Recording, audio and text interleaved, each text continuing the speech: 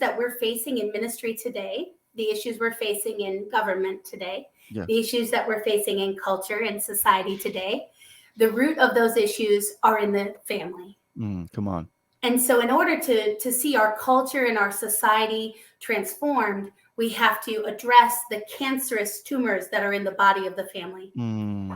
And so that's the purpose. So even while I'm writing, I'm traveling and teaching, and my husband, Scott, is so supportive. He just is the pillar of strength in my life. And God bless Scott. Yes, he provides for us. He provides, and he stays at home when I travel. I do choose to travel just once a month, so I can spend a lot of time in my local church and in my family. Those are where my roots are. But yeah, we are teaching it. Yeah. So I'm really curious where this all started for you and your husband. Because 19 foster children, that's an undertaking. And I would imagine not without heartache and challenges. But where did that start for you and your husband? So it starts in our own, I would say it starts in our own testimonies. It starts in our own brokenness that Papa God healed. So I've been married twice. Scott is my second and last final husband. He's the one that Daddy God set apart for me. But I experienced a tremendous amount of trauma in my first marriage. And I came out of a broken religious system.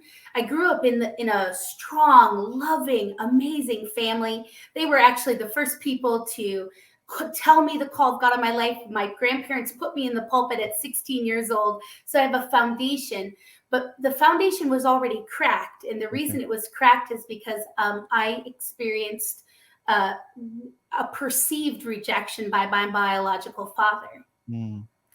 And I feel like I'm speaking to some people right now. You absolutely are. Yeah.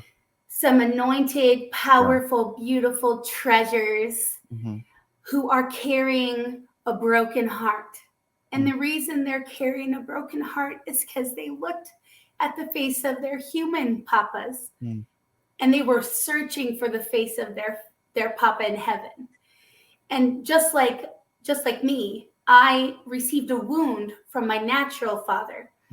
And then God was so gracious. He actually raised up a father for me who adopted me, who adopted my older sister. My mom remarried, and he was a stepdad, quote unquote, but he was just my daddy. He adopted us, and he began to show me what father looked like.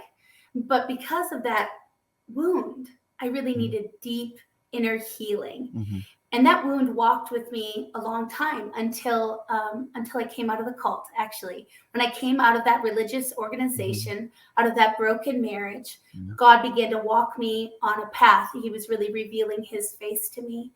And he revealed it to me so that I could step into the generational line with his face and restore that connection between children and the heart of Father God. And so that's the birthplace. And my husband, who was raised by an incredible, loving mama, but a very broken father, had the same marred image. And God started him on this journey of healing the father wounds that we were both carrying. And it took a decade, but God has done a great work in us so that we can do that work in the kids. And I think it's amazing too, like with both you and your husband, that I think there's a tendency to see cyclical behavior from generation to generation, where well, my father was this way, so I'm this way, and that anger propels you forward. Maybe you don't even know you're angry, but it's propelling you forward, and it's dictating your decisions, and you're in bondage. And it's amazing to see that both you and your husband said, you know what, maybe this parent did us wrong. Maybe they weren't acting in accordance with God's will. They weren't acting, with godly behavior, but we can be better. God is the ultimate example. But obviously, you need that healed, that relationship with God healed, because you're dealing with fathers, and there's an absence of fathers, and especially, I would say, especially even within the millennial generation, there's a lot Yes. of brokenness, broken homes, a lot of Yes. that. So Yeah. There's actually 18.3 million children in the United States being raised by single moms. So wow. we have 18 million children without a daddy. And the truth is that if we do not rise up in this season, I always tell people, if we are unwilling to parent this generation, there is someone who will, and it's the enemy. He would love access to this generation, and he would love the church to stay silent.